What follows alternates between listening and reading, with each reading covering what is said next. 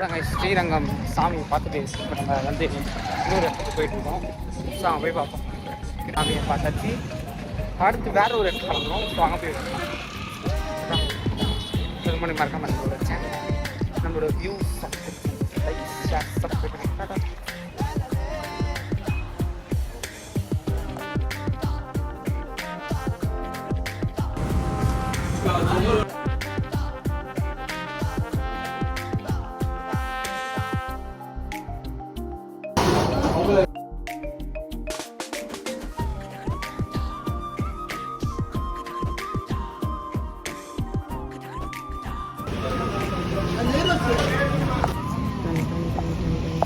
First time guys இப்போ நம்ம திருச்சியில் இருக்கோம். திருச்சியில் வந்து இப்போ ஸ்ரீரங்கம் கோயிலுக்கு நம்ம போயிட்டு வந்தோம்.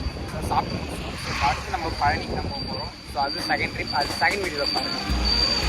ஸோ சென்னையிலேருந்து திருச்சி வரது கொஞ்சம் சுவாரஸ்யமாக தான் இருக்குது. ஃபஸ்ட் டைம் திருச்சி வரேன். ஸோ நம்மளோட விளாக் பிளான்ல இது ஒன்று இருந்துச்சு. ஸோ இது எதர்ச்சியாக வந்துச்சு, ஆனால் அப்படியே ஓகே ஆகிடுச்சு. ஸோ அவ்வளோதான். ஏங்கா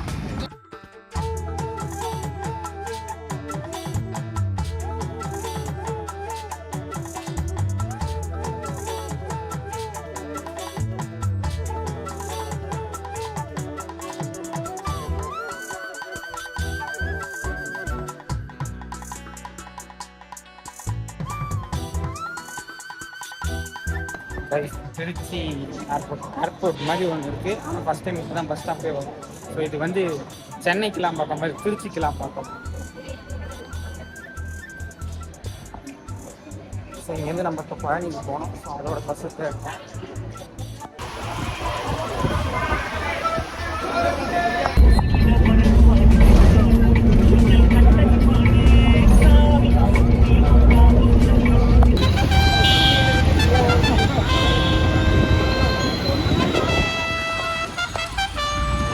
கைஸ் ஒரு வழியாக 1.25 மேலே வந்து நம்ம பழனியில் லான்ச் ஆகிடுச்சு.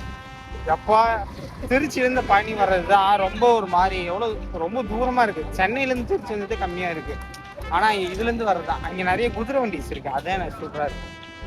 குதிரை வண்டியில் டக்குன்னு எப்படி சொல்கிறது, முத்து படத்தில் ரஜினி போவார், அந்த மாதிரி போகலாம். உங்களுக்கு நான் காமிக்கிறேன், அப்படியே பாருங்கள்.